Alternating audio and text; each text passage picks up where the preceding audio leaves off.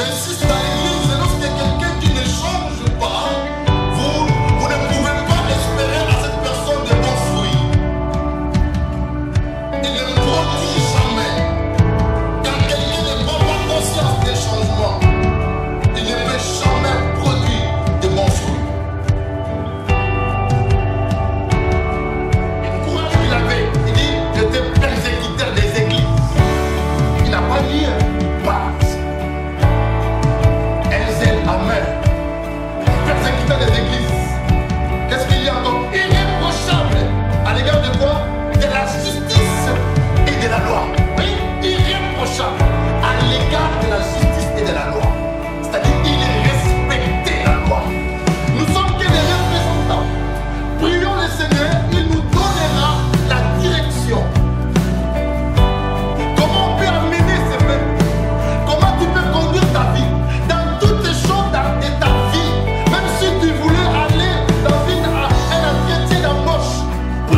Seigneur. Même si c'est un sujet de mariage, prie le Seigneur.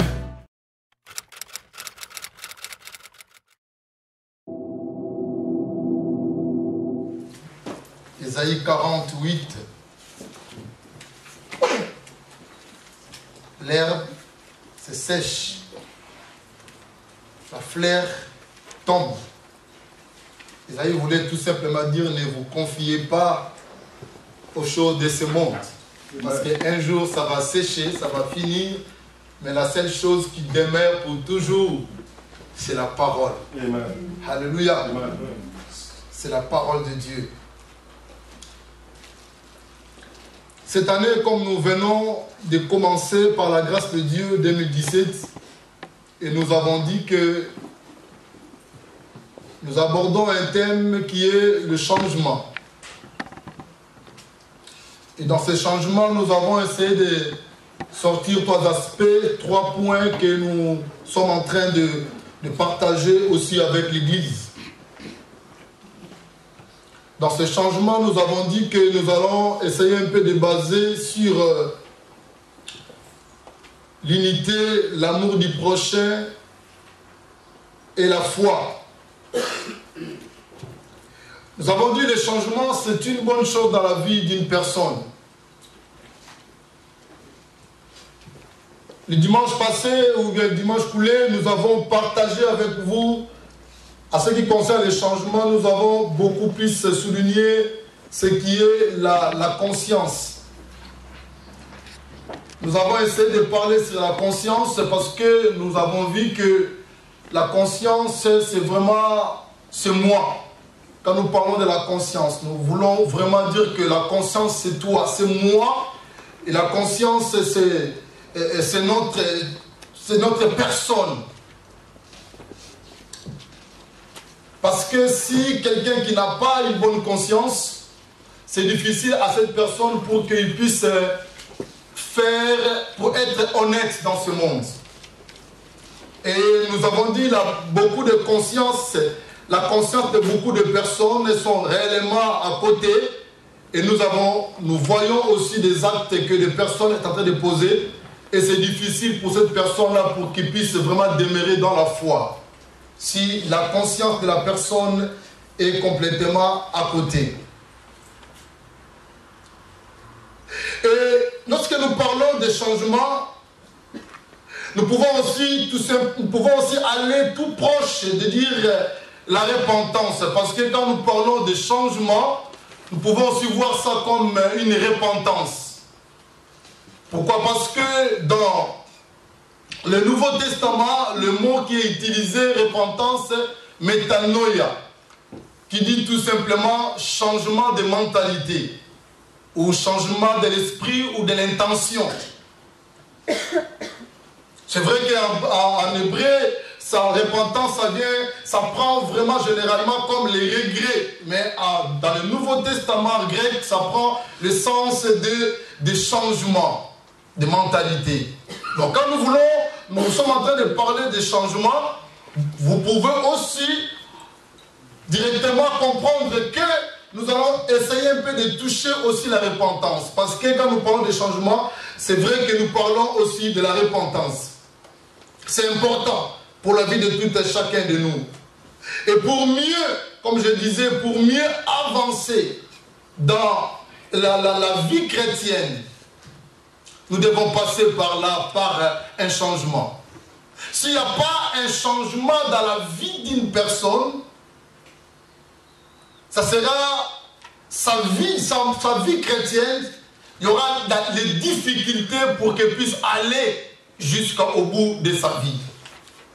Ou pour rencontrer notre Seigneur, ou pour aller à l'objectif.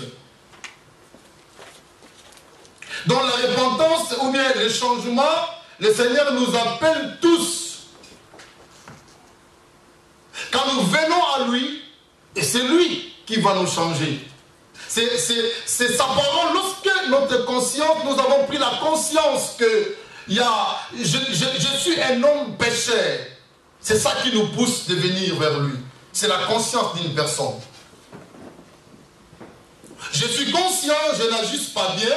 Je suis conscient, je suis un homme pécheur. Et il y a quelqu'un qui était venu sur la terre et qui est mort à la croix pour moi. Et lorsque j'ai pris la conscience là, c'est là où nous tournons vers Dieu Tout-Puissant. Pour dire, Seigneur, me voici devant toi. J'insiste dans l'église, lorsqu'il y a quelqu'un qui ne change pas, vous ne pouvez pas espérer à cette personne de bons fruits. Il ne produit jamais. Quand quelqu'un ne prend pas conscience des changements, il ne peut jamais produire de bons fruits.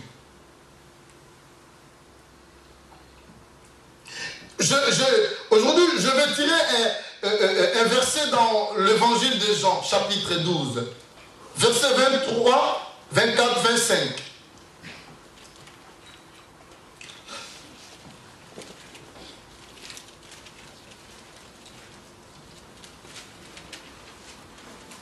Le verset qui m'a beaucoup interpellé, c'est le verset 24. Mais lisons Jean chapitre 12, verset 23, 24, 25.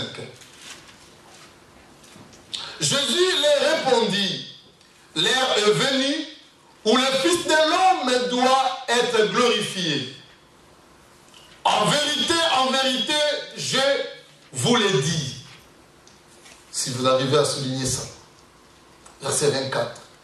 Si le grain de blé qui est tombé en terre ne meurt, il reste seul. Mais s'il meurt, il porte beaucoup de fruits. Celui qui aime sa vie la perdra, et celui qui hait sa vie dans ce monde la conservera pour la vie éternelle. Amen. Amen. Alléluia. Amen. Alléluia.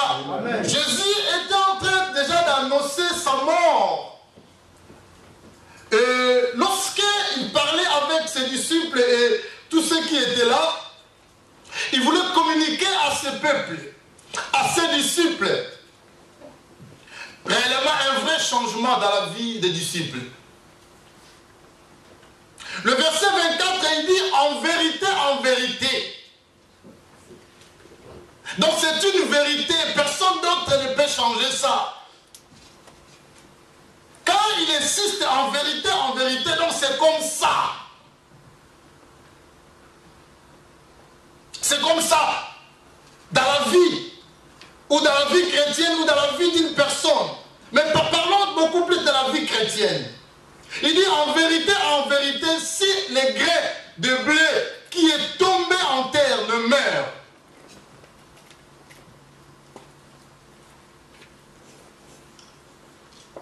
il faudrait que ce grain qui est tombé en terre soit pourri. Il dit s'il meurt, il reste seul. Mais si il dit, il reste seul, mais s'il meurt, il porte beaucoup de fruits. Jésus, il avait souvent l'habitude de parler en parabole. Mais ce verset rentrer à la profondeur de ces versets, Jésus voulait dire tout simplement à ses disciples, à ceux qui le suivaient, si vous voulez vraiment porter beaucoup de fruits, il faudrait mourir. Alléluia. Amen. Il faudrait mourir d'abord. Ce qui n'acceptera pas de mourir dans la vie chrétienne, ça sera très difficile dans sa vie pour qu'il porte de bons fruits, des fruits, ou bien pour que nous puissions voir les changements dans la vie de telles personnes. Ceux qui résistent face à la mort spirituelle, ceux qui veulent rester toujours moi, qui n'invite pas Jésus dans son cœur, dans sa vie, que Jésus-Christ prend sa vie, qui devient comme guide de telles personnes, de tels chrétiens comme ça. Il peut faire des années, un ancien, un diacre, même un pasteur, mais c'est difficile pour qu'il produise de bons fruits. Et vous ne trouverez pas des fois les changements dans sa vie. Jésus est en train de dire ça. Il faudrait accepter la mort. Parce que lui-même a accepté de passer par là. La vie chrétienne, c'est comme ça. Quand nous venons en lui, nous nous laissons entre ses mains. Et c'est lui qui va maintenant travailler en nous, qui va faire mourir certaines choses en nous, qui va détruire ce qui est de moi. Et Jésus-Christ, c'est lui qui va prendre les relais dans la vie d'une personne. Et c'est là où nous allons voir, il y a un changement.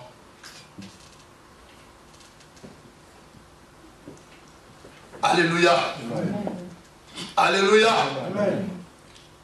Les changements dans la vie d'une personne normale, ça provient de la conscience.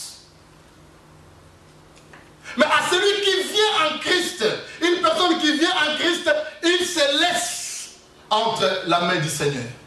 Et il accepte de mourir avec le Seigneur. Il accepte de s'effacer pour que Dieu, Jésus, qui puisse prendre contrôle de sa vie. Pour que le Saint-Esprit de Dieu commence à parler et à vivre dans la vie de cet homme. Et là, nous allons voir comment la personne, nous allons constater tout le monde, il y a vraiment un changement dans la vie de telle ou telle personne.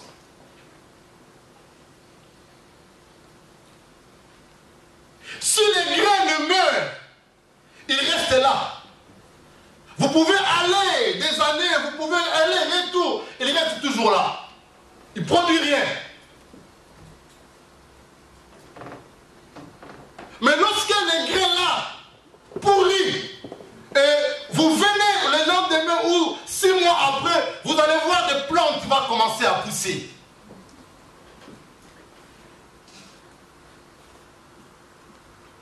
Alléluia. Amen. Alléluia. Amen. Regardez l'apôtre Paul comme il disait. Si vous lisez encore 2 Corinthiens 5, 14, 17, nous connaissons ça bien. 2 Corinthiens, nous allons retourner à ces versets après. 2 Corinthiens 5. À partir du verset 14.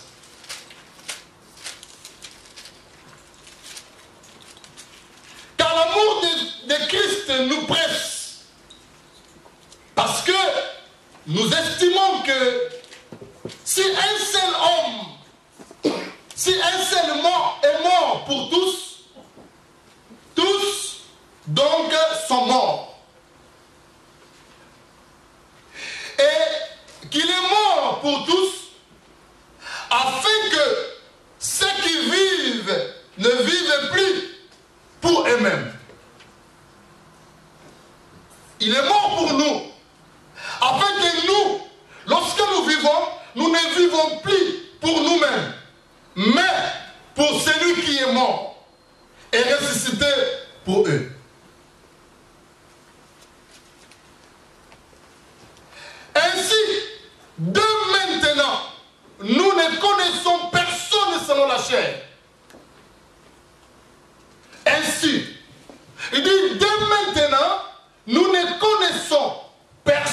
selon la chair.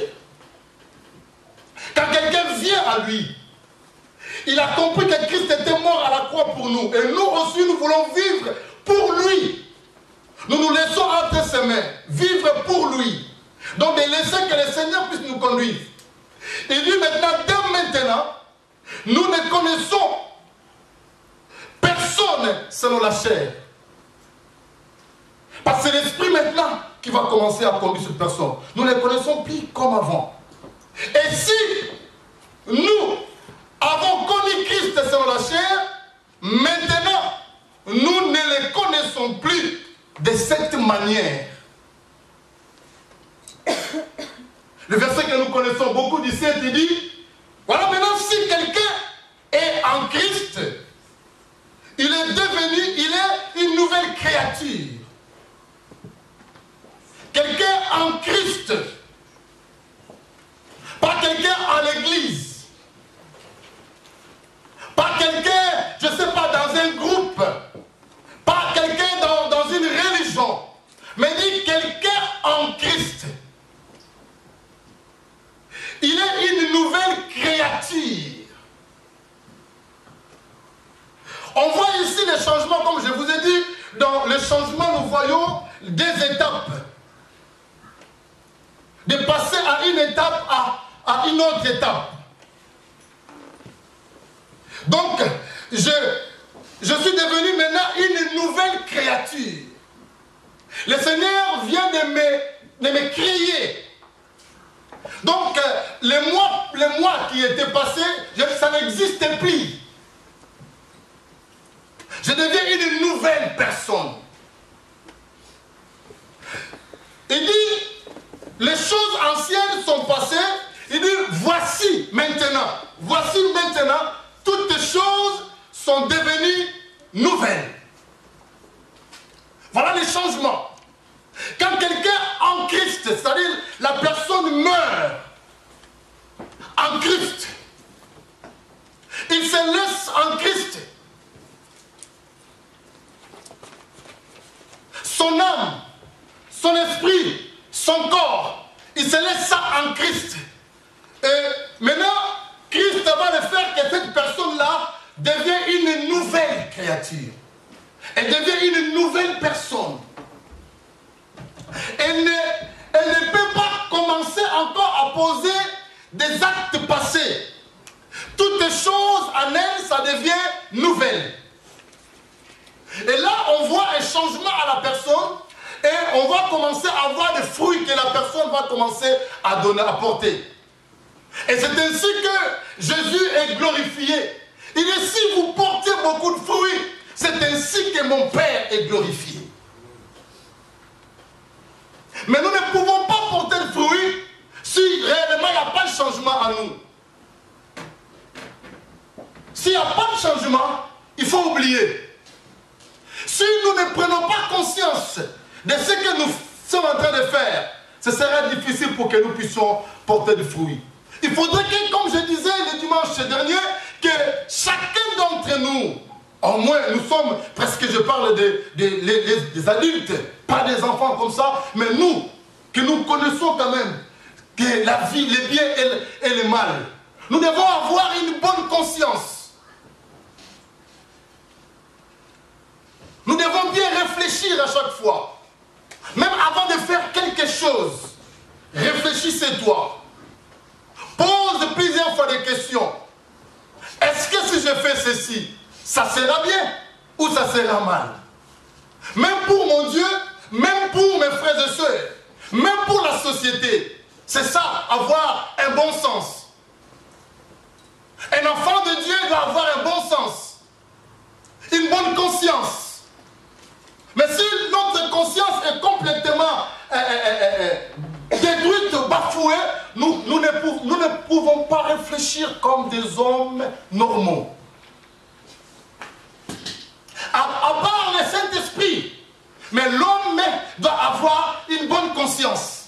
Surtout celui qui écoute la parole de Dieu.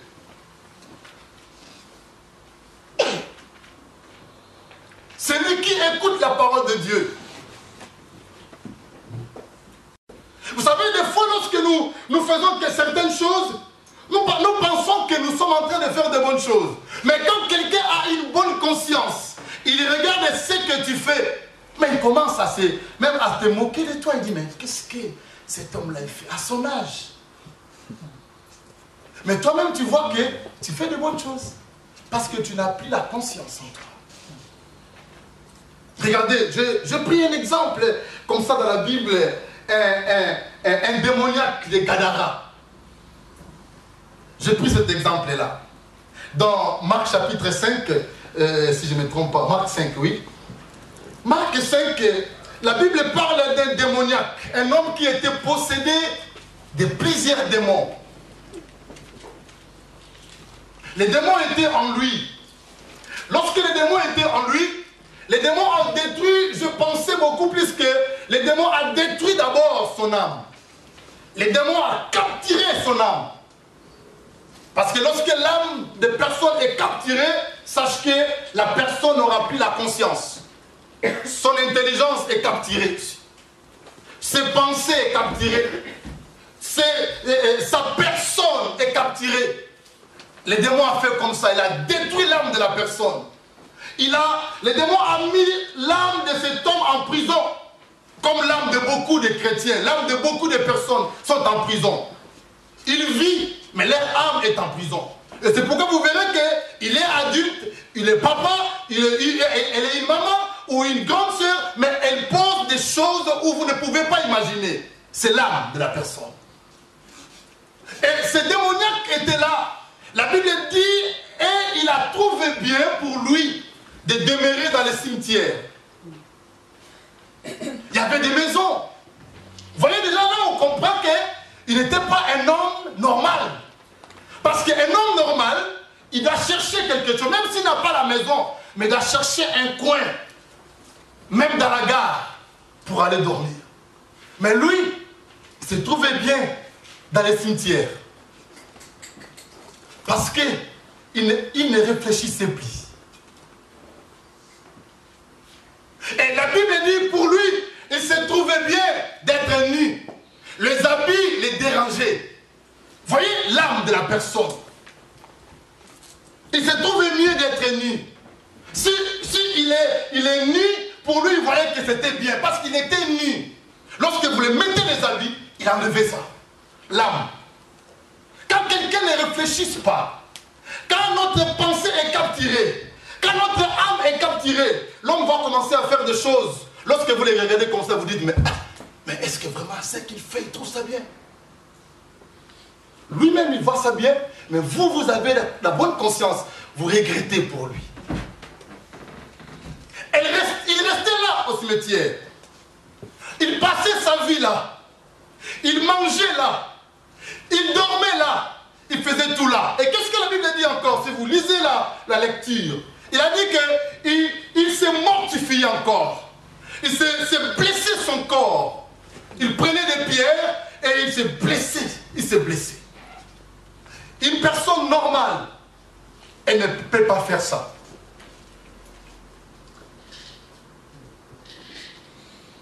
Voilà pourquoi j'aimerais amener la conscience de chacun de nous, surtout à nous, que nous écoutons la parole. C'est une grâce de Dieu, d'écouter la parole de Dieu. C'est une grâce. Alléluia. C'est une grâce. Il y a un frère qui a chanté que Mokolunasuka, Mokoluka Batei, Batei Babuzarate. Vous chercherez les prédicateurs, il n'y aura pas de prédicateurs. Vous chercherez la parole, qui va nous prêcher? Il n'y aura personne. C'est une grâce. Vous savez, comme nous sommes réunis ici pour écouter la parole de Dieu, nous devons bénir le Seigneur. C'est une grâce de Dieu. Si nous regardons dans ce monde, il y a certains coins où les gens ne peuvent jamais réunir comme ça pour écouter la parole de Dieu. Et surtout la Bible, la parole. Vous ne pouvez pas. Cet homme demeurait là. Mais ce qui j'ai beaucoup aimé, lorsqu'il a rencontré le Seigneur, dans le verset 15, il dit, cet homme-là s'est retrouvé la vie et il était assis et vêtu et dans son bon bon sens. C'est là où j'ai trouvé la conscience était complètement foutue. L'âme de cet homme était torturée, était détruite. Regardez, verset 15, c'est juste, hein? Mettez-moi 15. Tu n'es pas là. Donc Marc 15, Marc 5, verset 15 seulement. C'est ça? Il dit ceci, ils vinrent auprès de Jésus et ils virent les démoniaques, ça c'est les gens de la ville. Lorsqu'ils sont venus auprès du Seigneur, et ils ont vu les démoniaques assis.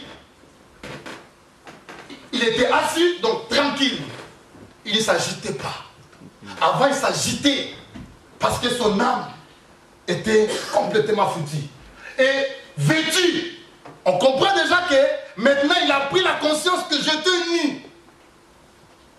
Vous voyez, j'étais nu, j'ai pris les habits et il a vêtu. Et la Bible dit, et dans son bon sens. On peut traduire dans la conscience. Amen. Amen. Dans la conscience maintenant. Lorsque quelqu'un perd sa conscience, c'est fini. Le vrai changement dans la vie de chacun de nous, lorsque je suis en train de prêcher la parole comme ça, votre conscience va, l'Esprit de Dieu va parler à votre conscience. Chacun de nous va comprendre que non, à telle place, à tel point là, à tel point, j'ai commis une erreur. Si vous s'en foutez tout, mes chers amis, c'est que votre conscience, c'est foutu. Et la parole de Dieu peut être prêchée avec onction. On peut vous prêcher comment? Lorsque la conscience est foutue, ça entre ici, ça passe, ça sort de l'autre côté. Et il n'y aura pas un changement dans la vie de l'Église. Il n'y aura pas un changement dans la vie de l'Église. Le Seigneur nous a appelés réellement à changer. Il dit, assis dans le bon sens. Cet homme a pris son bon sens. Il commence à réfléchir. Oh, mais je ne peux pas dormir ici. Qu'est-ce qui fait que je dors ici? Mais comment j'étais nu? Moi, un homme comme ça, un vieux, un monsieur. Pourquoi j'étais nu? Vous voyez, si je vais parler, je vais toucher un petit peu la manière certaines personnes que nous habillons. Vous allez dans une fête, vous remarquez vraiment c'est une maman, une soeur, une grande sœur, un papa. Mais la manière qu'elle a habillé, vous dites que mais non. Même lorsque j'étais païen, je ne pouvais pas habiller comme ça. Vous comprenez cela? Et celui qui est normal, qui a une bonne conscience, il dira mais non, à cette femme-là, à cet homme-là, il y a quelque chose qui ne va pas. Mais pour lui-même, il voit qu'il a vraiment, il est en top parmi tout le monde qui sont là à la fête. Vous voyez comment les gens réfléchissent? C'est comme ça, lorsqu'il y a quelqu'un qui n'a plus de conscience. Il dit, si quelqu'un est en Christ, il est une nouvelle créature. C'est une personne nouvelle. Elle vient de naître. Toutes les choses sont passées. C'est là où nous voyons le changement de l'ancien et du nouveau.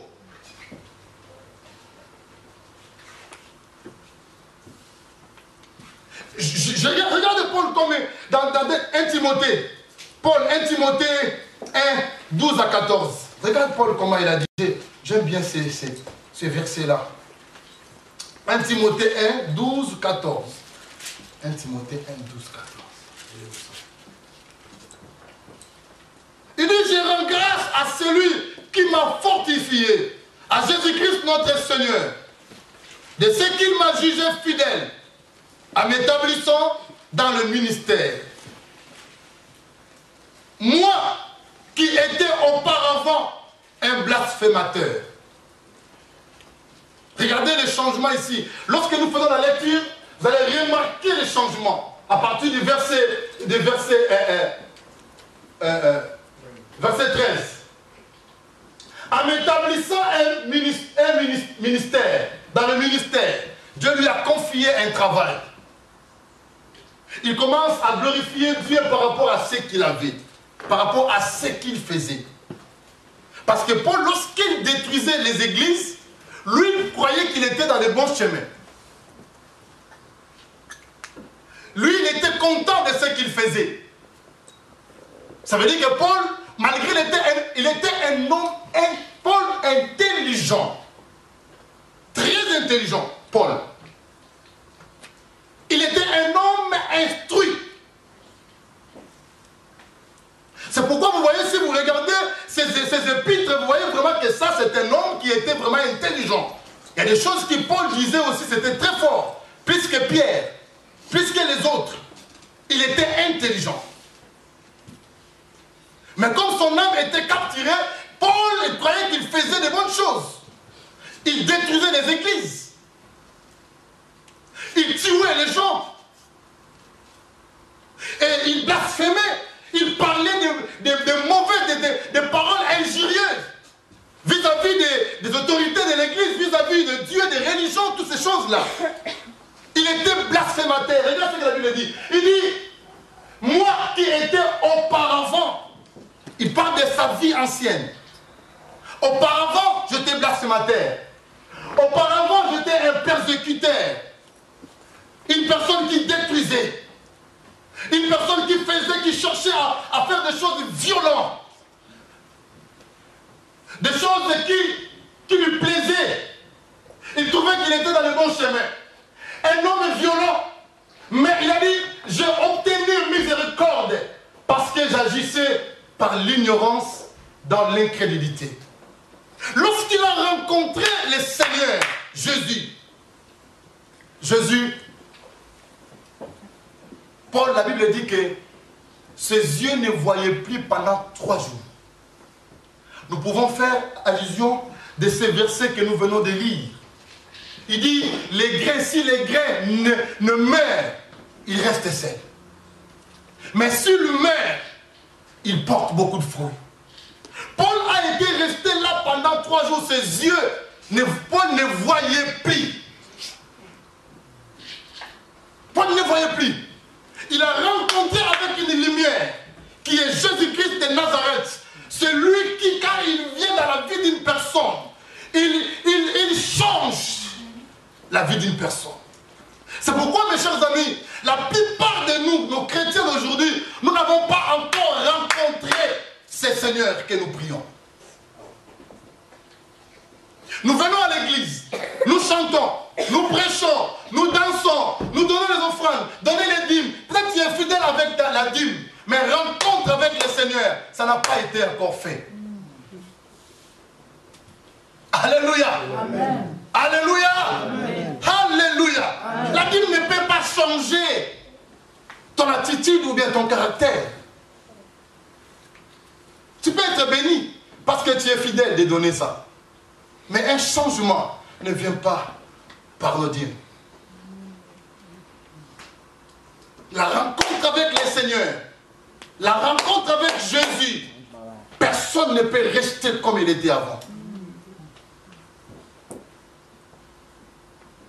Alléluia. Amen. Alléluia. Amen. Regardez, mes chers amis, des choses que nous vivons aujourd'hui dans nos églises, ici en Europe. J'ai partagé avec mon ami, le pasteur.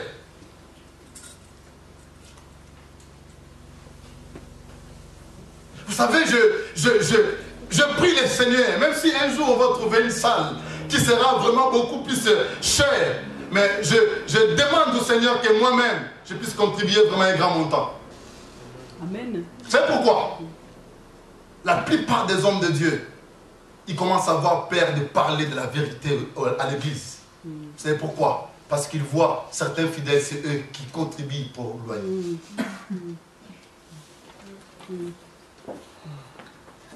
Quand je vais parler la vérité comme ça, parce que ça va toucher la sœur, c'est elle qui paye les loyers, il va fuir. Je demande au Seigneur, si un jour on va trouver notre salle, à nous, même si ce sera 3000, je dis Seigneur, je vais contribuer 2000. Comme ça, je serai à l'aise de prêcher l'évangile. Alléluia. Pour que l'église de Dieu soit sauvée.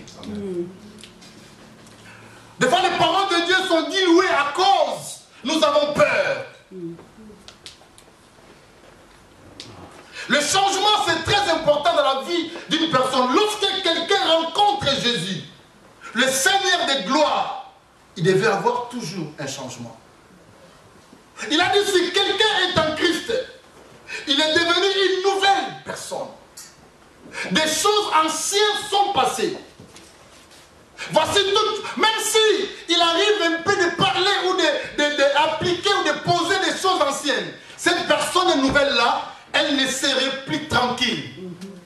Ça peut arriver, n'est-ce pas? Parce que nous sommes encore sur la terre. Vous posez un acte que vous avez déjà à laisser. Ah Seigneur, pardonne-moi. Donc, vous ne resterez plus tranquille. Pourquoi? Parce que votre vie est changée. Ce n'est pas une église qui peut changer la personne, mais c'est Jésus. C'est la personne de Jésus. Vous savez que Paul, il était religieux à l'époque. Lui, il voyait qu'il était dans le bon. Parce qu'il a dit ça, selon la loi, j'étais irréprochable. La loi de Moïse, bien sûr. Il était irréprochable. Personne ne peut contredire Paul. Il était un homme honnête selon la loi. Mais il n'a pas rencontré Jésus. Le jour qu'il a rencontré le Seigneur, sa vie était basculée. Complètement changée. Il a dit, moi qui étais blasphémateur, voyez, persécuteur, un homme violent. Maintenant, je ne fais plus ça ce que je faisais avant. Oh, j'aime encore Philippiens. Ah, il y a ces versets-là aussi, j'aime beaucoup. Moi, j'ai souligné ça. J'aime bien. Philippiens 3, je pense. Verset 7. Philippiens 3, verset 7. Voilà. J'aime ça, vraiment. Ça, j'aime. Depuis que lorsque je suis converti, c'était le verset que j'ai bloqué par tête. Alléluia. Quand tu étais touché par le Seigneur, quel est le verset que tu as vraiment retenu? Hein? Vous, disais toi-même. Quand je suis converti, c'est le verset qui m'a beaucoup frappé. On était en train de suivre un enseignement chez un pasteur qui s'appelait Papi. Il venait de Nigeria, mais il était congolais. Il est passé sa vie presque en Angola et il donnait des enseignements. Ah, cet homme m'a beaucoup. Lorsqu'il prêchait, je disais, oh là là. Et il nous a partagé ces versets-là. Et puis ces jours-là, j'ai gardé ça. Regarde pour ce qu'il a dit. Quand Ozel persécutait des églises, verset 6, hein, quand Ozel, la motivation, le courage qu'il avait, il dit, j'étais persécuteur des églises. Il n'a pas nié, hein, il parle ça. Un zèle amer, persécuteur des églises. Qu'est-ce qu'il y a encore? Irréprochable. À l'égard de quoi? De la justice et de la loi. Vous voyez? Irréprochable. À l'égard de la justice et de la loi. C'est-à-dire, il respectait la loi. À la lettre. Vous ne trouverez pas en lui qu'il était ou bien désobéissant de la loi. Non, il respectait la loi. Mais, qu'est-ce qu'il a dit? Soulignez ça dans votre Bible. Il dit, mais ces choses qui étaient pour moi des gains, des bénéfices, ce qui me plaisait, ces choses qui étaient pour moi des gains, je les ai regardées comme une perte. Comme une perte. Pourquoi? À cause de Christ. Donc lorsqu'il a reçu Christ, et il y a des choses qui commencent à changer dans sa vie. Sa vie n'est restée plus la même. Elle ne pourrait pas continuer à la même vie ancienne. Il y avait un changement total. C'est-à-dire, Paul était mort. Paul était mort et un autre Paul qui était ressuscité.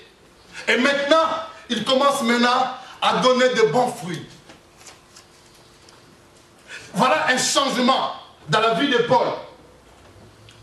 Il dit, de même, verset 8, de même je regarde toutes choses comme une perte à cause de l'excellence de la connaissance de Jésus-Christ, mon Seigneur.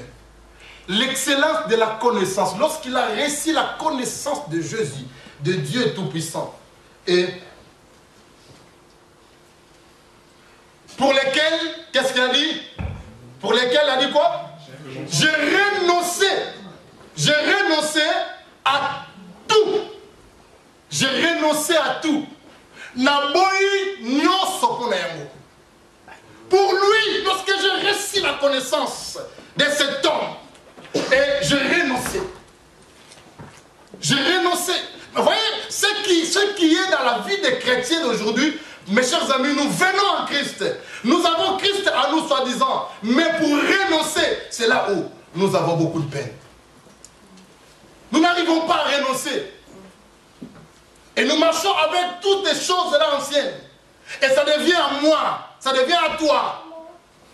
Tu marches avec. Voilà, comment voulez-vous maintenant laisser une église pareille puisse évoluer? Sur les gens, sur les fidèles, sur les chrétiens du XXIe siècle, ils ont beaucoup de peine pour renoncer dans leur vie ancienne. Comment voulez-vous? Comment nous pouvons vraiment remarquer les changements? Les changements dans la vie d'une personne. Je renonce à tout. Et il a dit, je les regarde comme de la boue à cause et afin de gagner Christ. Je les regarde comme de la boue.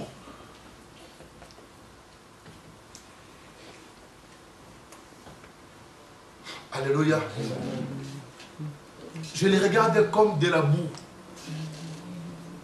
Lui, second, il a donné un peu du valet, il a dit de boue, le boue.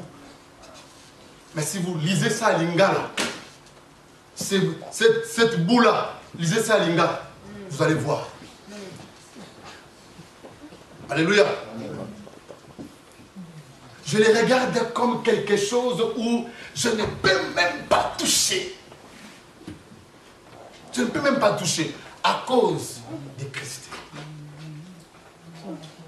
À cause de Christ.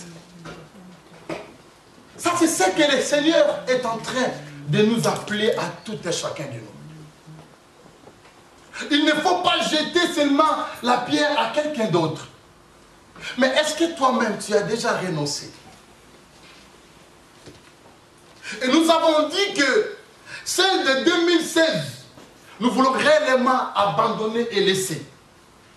Et parce que nous avons entré cette année, et nous voulons entrer cela, que ce soit une année de changement. Et sur tous les plans. Sur tous les plans.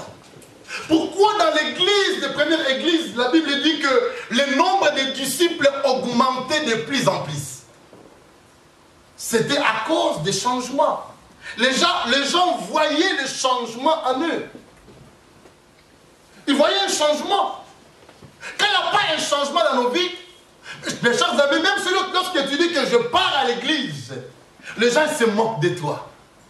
Qu'est-ce que vous allez faire là-bas à l'église? En fait, quelle est vraiment la prédication ou bien le message qu'on vous prêche là-bas à l'église? Pourquoi nous ne changeons pas? Pourquoi nous restons toujours comme des statues? Nous restons toujours là, nous ne changeons pas. La seule personne qui ne change pas, c'est Dieu. Hein? C'est Dieu, non? Il est dit, il est toujours le même. Il ne change pas. Des années, il est toujours le même. Mais nous devons changer. Pour que lorsque quelqu'un change comme ça, il se laisse entre la main du Seigneur. Maintenant, c'est le Seigneur qui va commencer à le conduire.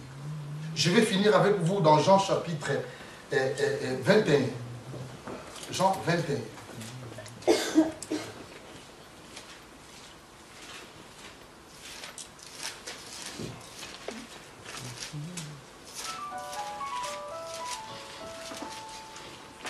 Jean 21.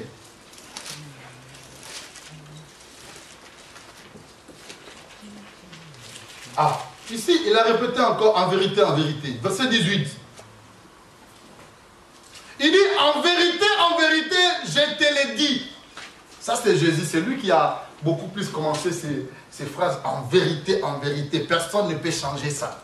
Ça reste comme ça, mes chers amis. En vérité, je te l'ai dit.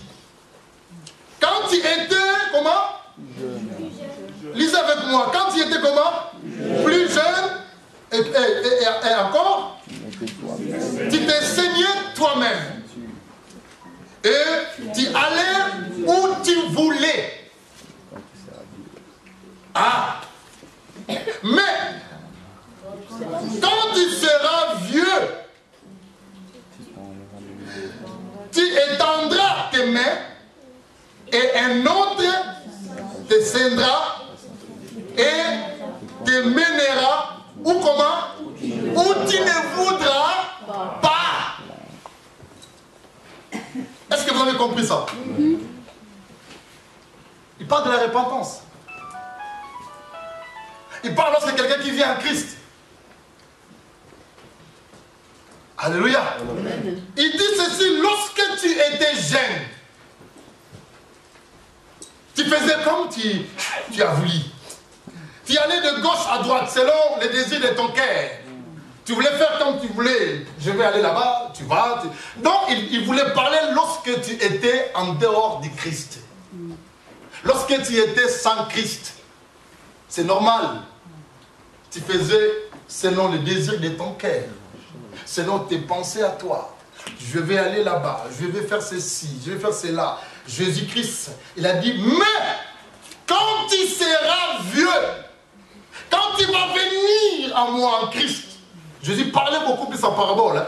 Quand tu vas venir en Christ, il a dit que tu étendras tes mains pour que quelqu'un d'autre qui est le Saint-Esprit, c'est lui, il a dit, et il t'amènera où tu ne voudras pas. Ça veut dire ceci, lorsque nous sommes en Christ, ça ne sera plus nous. C'est pourquoi Paul a affirmé, il a dit que ce n'est plus moi qui vis, mais c'est Christ qui vit en moi. Je suis seulement comme une enveloppe.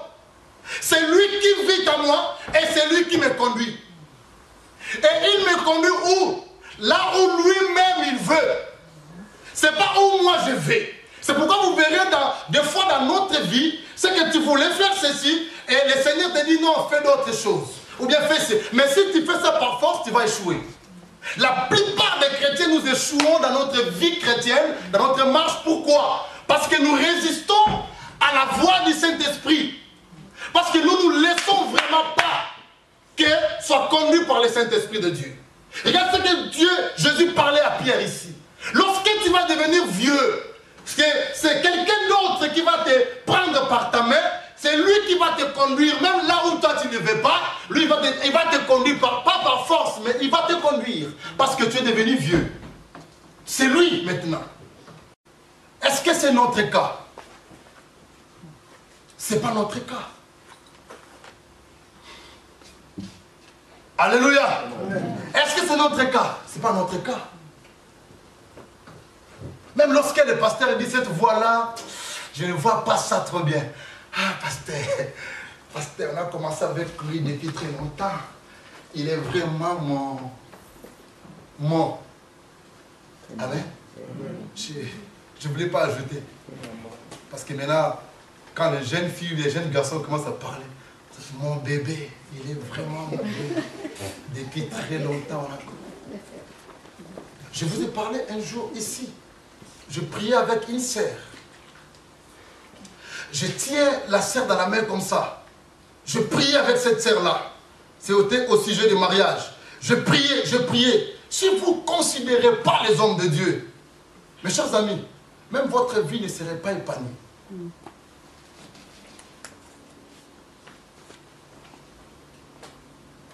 Je priais, je dis ma sœur, attention, la voix que tu parles, ce n'est pas une voix du Seigneur.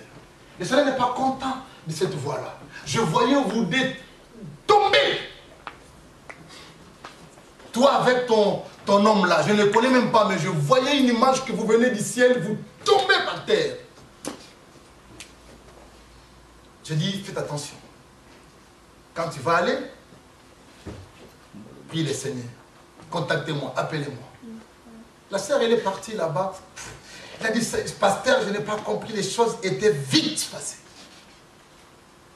Comment? Oh, on s'est marié. Ah! Gloire à Dieu. Qu'est-ce que nous pouvons faire si vous ne voulez pas la voix du Seigneur? Laissons-nous entre la main du Seigneur. Même l'Église, laissons l'Église soit conduite par la puissance, la pensée du Saint-Esprit de Dieu. Nous sommes que des représentants. Prions le Seigneur, il nous donnera la direction. Comment on peut amener ce peuple? Comment tu peux conduire ta vie? Dans toutes les choses de ta vie, même si tu voulais aller dans un entretien d'embauche, prie le Seigneur. Même si c'est un sujet de mariage, prie le Seigneur. Parce que tu n'es plus un homme normal. Tu es un homme chrétien. Et que nous sommes conduits par le Saint-Esprit de Dieu. Dieu, si vraiment la voie là, et Dieu est honoré à ça, et Dieu va te dire, vas-y. Il a dit, quand tu vas devenir vieux, ça sera plus toi-même. Quelqu'un d'autre qui va te tendre dans la main et qui va te conduire. Et ce que j'ai beaucoup aimé, il dit, et il t'amènera où tu ne voudras pas. Ah, où tu ne voudras pas. Ça veut dire ce qui te frappe dans tes yeux là. Dieu dit non, non, c'est pas ça. Là où toi tu ne veux pas, mais lui va dire non, c'est là-bas. Regardez cela. Notre conscience doit vraiment commencer à travailler dans notre vie. Nous avons commis beaucoup d'erreurs pour faire des choses dans la précipitation, par rapport au sentiment de la chair, par rapport à notre pensée, à ce que nous voyons. Paul a dit, nous ne marchons pas selon la vue, selon la foi, selon Dieu, selon sa parole. C'est pas parce que je vis quelque chose là qui brille, mais c'est ça. Non, ce n'est pas ça. Le changement, mes chers amis, le changement, quand il vient dans la vie d'une personne, on va remarquer que cette personne complètement a changé. Et nous allons donner gloire au Seigneur. Nous ne pouvons pas continuer toujours dans les mêmes choses. Sinon, pourquoi la parole de Dieu est prêchée? Est-ce que si vraiment quelqu'un qui a le Saint-Esprit, des années, il peut continuer toujours comme ça? Vous-même, vous ne faisiez pas l'examen de votre vie. Le bilan, comme nous avons dit. Vous êtes assis dans votre maison, faites le bilan. Pourquoi je ne progresse pas dans la vie chrétienne? 6 ans, 3 ans dans la vie chrétienne. Même une prière, vous n'arrivez pas à faire. Même lorsqu'on vous choisit de prier pour l'offrande, vous avez beaucoup de peine. 3 ans dans la vie chrétienne. 4 ans dans la vie chrétienne. Mes chers amis, pourquoi nous ne changeons pas? Qu'est-ce qui nous empêche? Mais moi, ce que j'ai trouvé comme solution, parce que Christ n'est pas vraiment au centre de la vie de beaucoup de gens. Christ n'est pas au centre.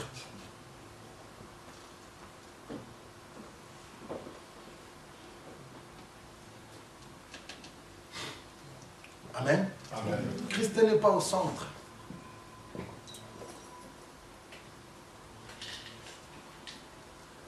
Si Christ vient au centre de ta vie, regarde ce que Paul a dit aux Philippiens 3. Je renonce à tout à cause de la connaissance, de l'excellence de la connaissance de Jésus-Christ, mon sauveur.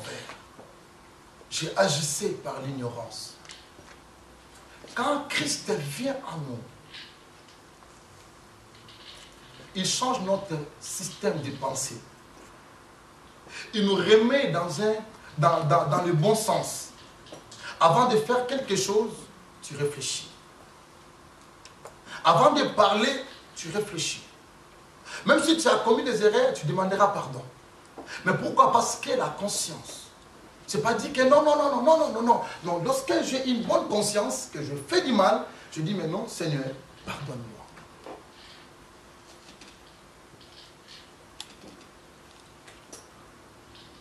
Si quelqu'un est en Christ, il est devenu une nouvelle créature. Il faut que nous nous laissons, que nous puissions vraiment mourir avec le Seigneur. Détruis ton moi. Toi qui connais tout. Toi qui as commencé la vie chrétienne depuis très longtemps.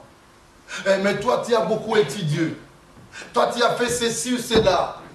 Tout cela, mes chers amis. Vous savez, quand Dieu voulait utiliser Jacob, il faudrait que Dieu puisse détruire d'abord l'ange de Jacob.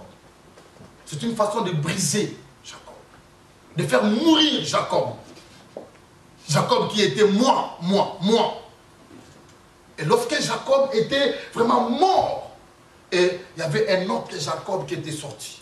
L'homme de Dieu qui nous a aussi partagé avec nous, il y avait Israël qui était sorti en Jacob. Donc cet homme qui était seul, et lorsqu'il était mort en Christ, il y avait Paul qui était sorti. Alléluia.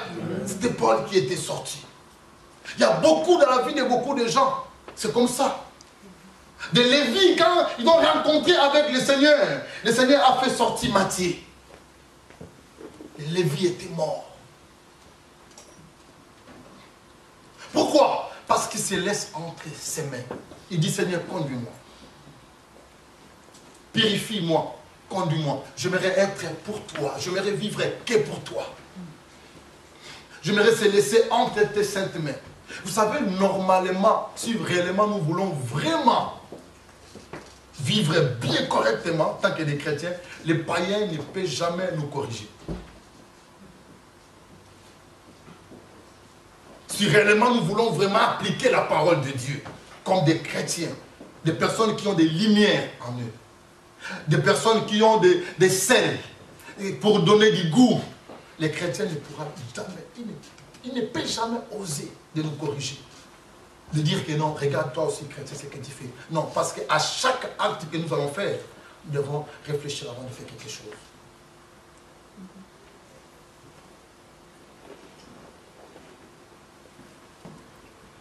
Mais pourquoi nous ne changeons pas aujourd'hui? Pourquoi nous ne changeons pas? Pourquoi nous sommes toujours les mêmes personnes? Vous allez dans une fête, vous trouvez que nous sommes, quand il met des chansons et des chansons religieuses, vous vous mettez debout. Quand il met des chansons du monde, les mêmes personnes sont là. C'est une honte, mes chers amis, à ceux qui écoutent la parole de Dieu, de retourner encore en arrière, de faire encore des bêtises. Mais les gens vont dire, mais à quoi ça sert de suivre le Seigneur si eux-mêmes ils ne sont pas exemples? Si eux-mêmes ils sont avec nous encore. Sache que vous blessez le Seigneur. Il y a une parole qui dit, il ne faut plus encore crucifier le Seigneur. Lorsque les chrétiens commettent des péchés, nous sommes en train encore de faire crucifier le Maître sur la croix. Oui? Imaginez-vous si pendant le travail, mais ils ont tout laissé à cause de leurs frères, d'êtres humains qui étaient là en train de tomber ou bien par terre en train de demander des choses. Tu es vraiment un croyant ou une croyante de Jésus?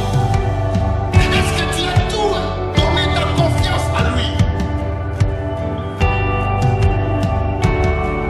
Alléluia. La foi, lorsqu'il fait confiance à cette femme-là, lorsqu'il fait confiance à cet homme-là, même si notre regard il vient, il dit, moi je fais confiance à cet homme. Est-ce que réellement, en toi y a-t-il la foi? S'il y a-t-il la foi, est-ce qu'il y a un changement?